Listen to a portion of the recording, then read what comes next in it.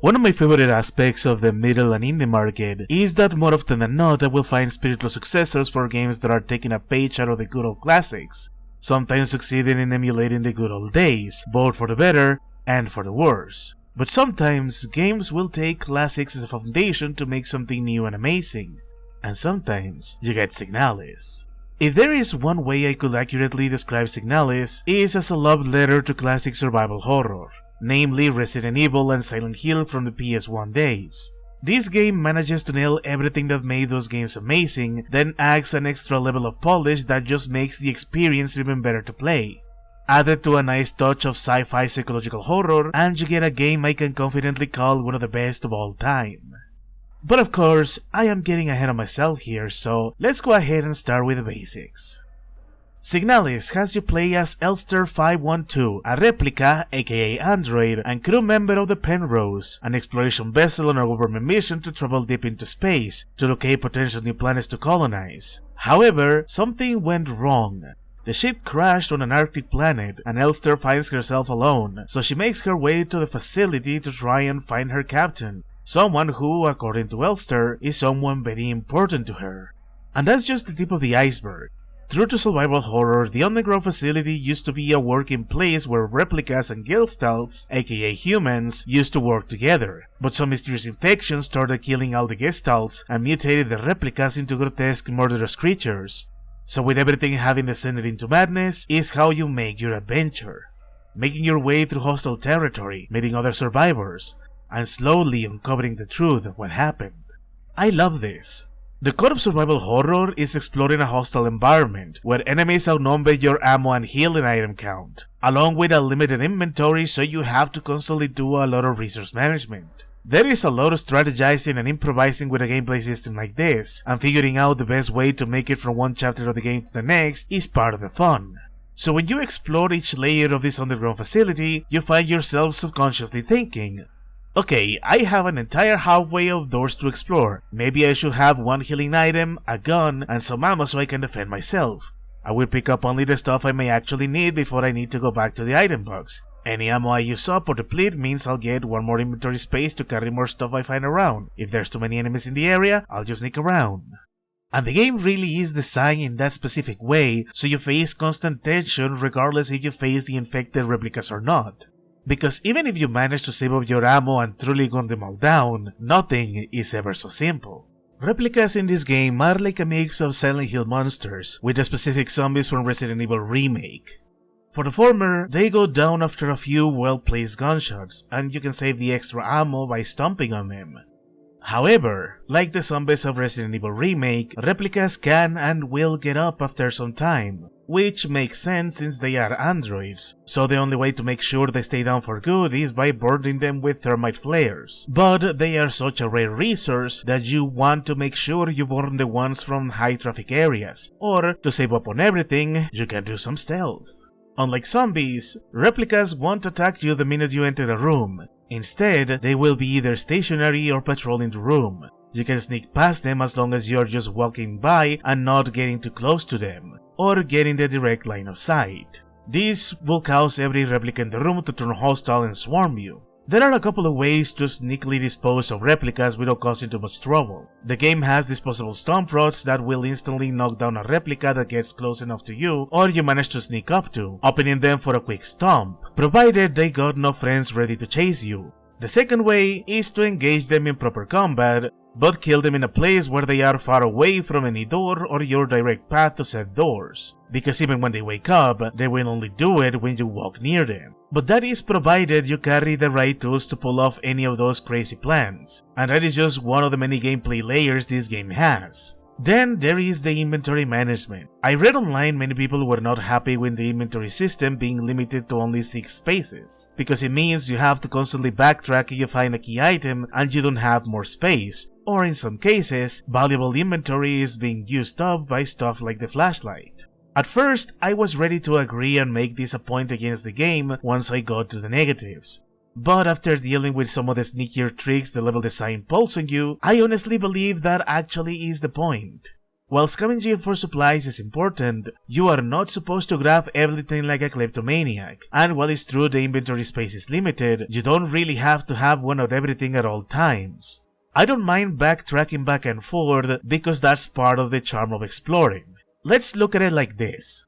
The first time you enter an area, you are trying to get a feel for the place. If there are items or puzzles, you subconsciously make a mental note that you will come back here. Once you finish that first time exploration, then you make your way to the item box to unload the stuff you grabbed, and maybe start putting together which key items go where. Finally, once you learn the layout of the area, you can begin dealing with the enemies, putting together the key items to open up locked doors, and start solving puzzles that will let you move on to the next area. And to make sure you really are paying attention, the game even has a few schmuck-based rooms, where you can see a wealth of supplies, but they are surrounded by enemies. So you want to be really careful if you don't want to risk losing precious ammo, health, or even downright dying. This works wonders and I love it, because no matter what you are doing, you are always thinking. You're always looking for ways to improvise and even optimize your run of each area. It's not just mindlessly shooting at enemies, you have to play it smart.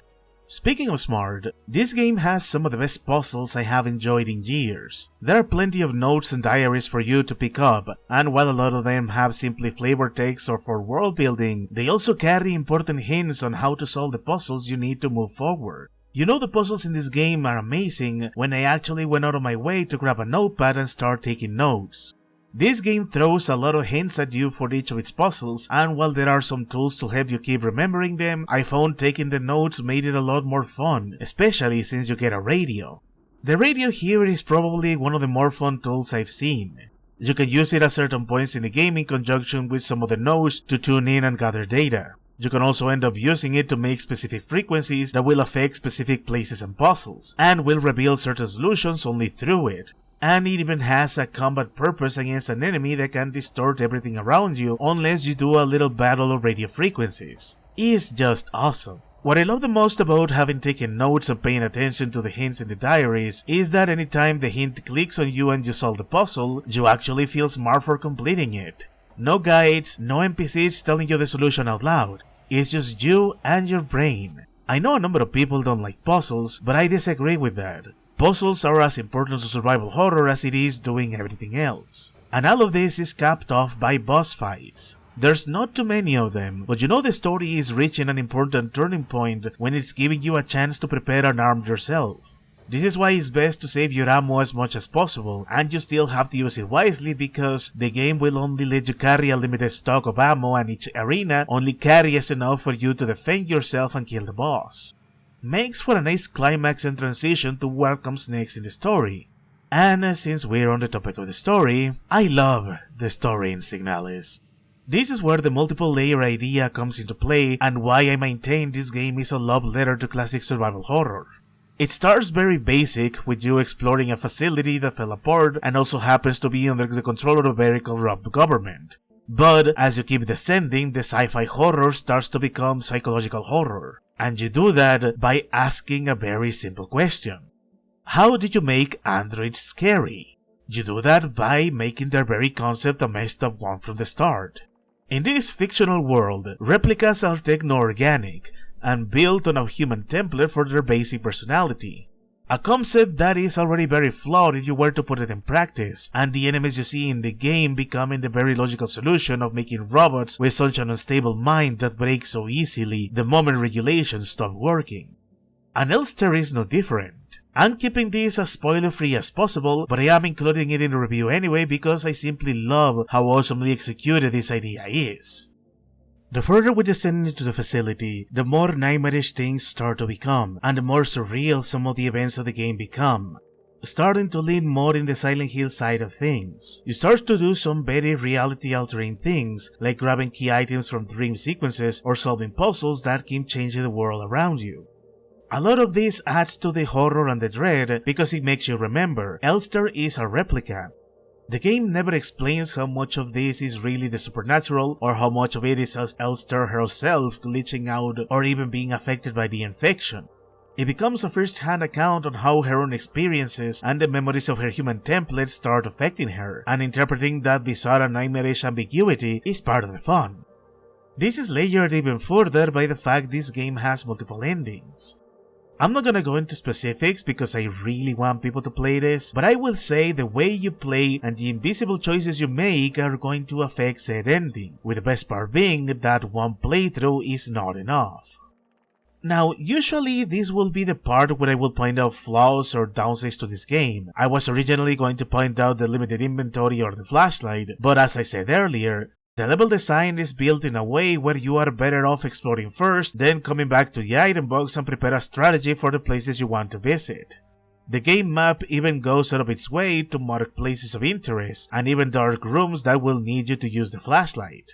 And again, backtracking and managing your inventory is part of the fun of these games. It's one of those instances where I would recommend people to just roll with the punches, because everything is part of the bigger experience. I would love to elaborate more on what I love about this game, but I really don't want to give out spoilers. So I'm simply going to tell you with confidence, Signalis is a perfect gaming experience, and that's why I am giving it a perfect 10 out of 10. This isn't just limited to one thing or the other being great, this is the entire sum of its parts. That being said, even with my own biases, I want to make something clear. Survival horror is an acquired taste. I don't fault people too much for not liking the limited inventory, the backtracking, or the idea of combat being made redundant by enemies that get up eventually despite you pumping them full of lead.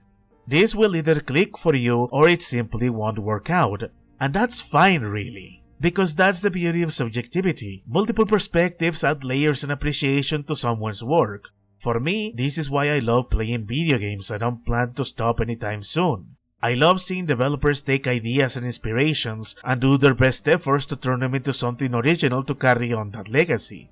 I would love to see a Signalis 2, but until that either happens or does not happen, I'll be more than happy to replay this game, because it is my subjective opinion that this subjectively perfect game is a new classic.